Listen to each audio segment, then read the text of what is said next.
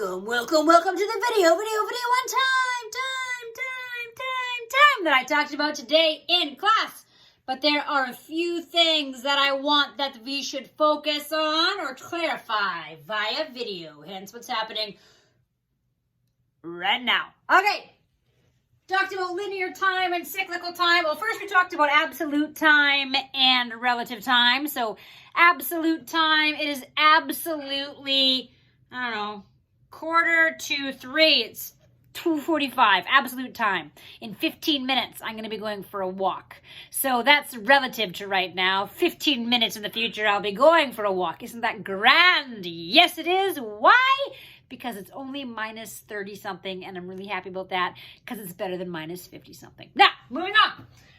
So linear time can be put on a timeline, and so look at that root word. And if you're ever wondering what a word means, sometimes you can break that word down and look to the root of the word, line. So that's something that can be put on a timeline in chronological order. Cyclical time, that's going to repeat itself. Those are things like the seasons and so on and so forth.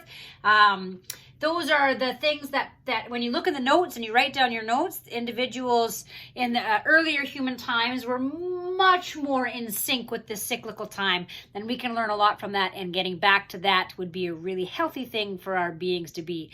Day, night, seasons, being more connected to nature. Very important. Okay, and then we have historical time.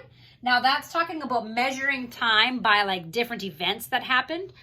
You are in one right now, ladies and gentlemen, the coronavirus, that there's going to be a measure of things before coronavirus, things after coronavirus, of relative time, because that's usually something big that happens within your life that you relate everything else to. Now, these are different ways that people look at historical time. One way through a spiral, meaning they think that time just kind of spirals around. Things happen and then they're going to happen again later on, historically speaking, just because life seems to work that way. History repeats itself, that sort of thing.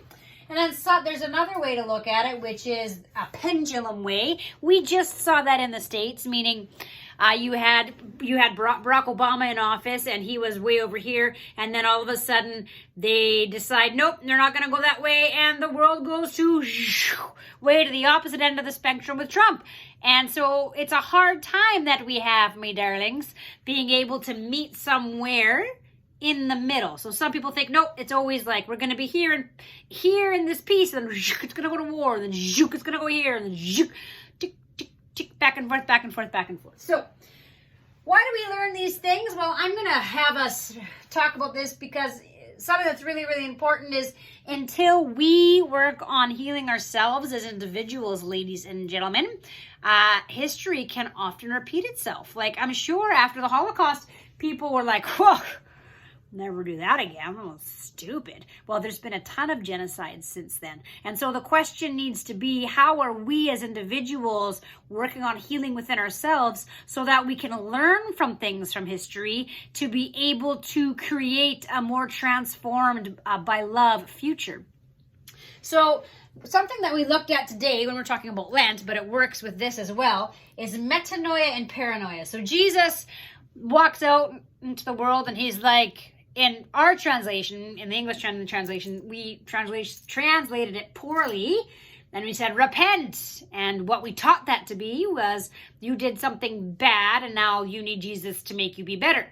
But really, what the word repent means is to go beyond the mind you have. Jesus is an invitation. No, there's a new way of thinking. There's this new way of being. And it has nothing to do with you're bad and only I can make you better. It has everything to do with there's a way that we've been used to being. But beloved, there is a new way. There is this other way that leads to life and goodness and beauty and forgiveness. And it has nothing to do with guilt trips or punishments or anything like that. So, okay, metanoia, when you're in this beyond the mind you have that Jesus lives, you're in a place of grace and of love and mercy and tenderness. You're in a place of forgiveness. It's this place of love and self-knowledge and love knowledge that you go from, okay? A person who lived this beautiful, Martin Luther King Jr.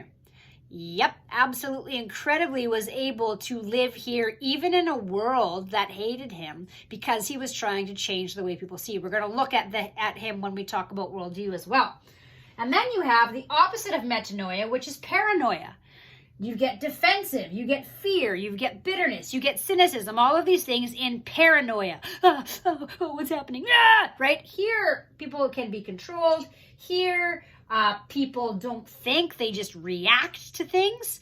A lot of our culture is here. A lot of our culture promotes living from here. So much of life is from here. It's interesting because this here is all much more from which part of your brain? The amygdala. This is much more from that part. So Jesus is like, dudes, you have more than an amygdala. Remember your prefrontal cortex. And now here's the thing. Paranoia, and metanoia, we all have this all the time in our being. We are always simultaneously sinner and saint. You learn how to drive, someone cuts you off, boom, you might just go right to here. But the idea is, and that Jesus is offering, is practicing living from here more often than we live from here. So understanding that, yes, this is going to be a part of life, but can I pause and breathe and go to that higher mind, that beyond this way of thinking, and practice living here? Because, beloved, this is where life is found.